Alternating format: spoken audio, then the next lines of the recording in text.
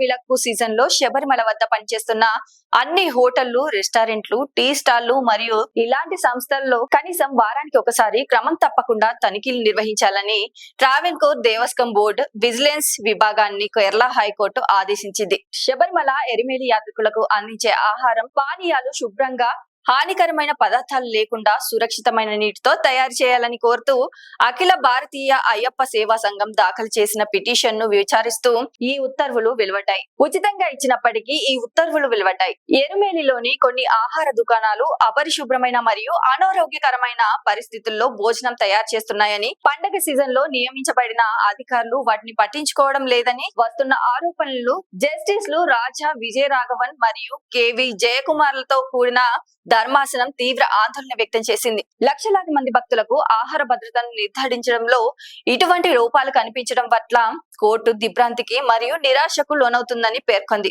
ప్రతి తీర్థయాత్ర సీజన్ ప్రారంభించడానికి ముందు రాష్ట్ర ప్రభుత్వం శబరిమలలో సురక్షితమైన త్రాగునీరు మరియు పరిశుభ్రమైన ఆహారం లభ్యతను నిర్ధారించడానికి అన్ని ఏజెన్సీలు మరియు విభాగాల సమావేశాలను ఏర్పాటు చేయాలని కోర్టు ఆదేశించింది. శబరిమల స్పెషల్ కమిషనర్ విజిలెన్స్ నివేదికను సమీక్షించడం మరియు అవసరమైతే కోర్టుకు తెలియజేయడం కూడా బాధ్యత. అదనంగా ఆహార భద్రత మరియు ప్రమాణాల చట్టం 2006ను ఖచ్చితంగా పాటించాలని ఆహార కమిషన్ సూచించబడింది.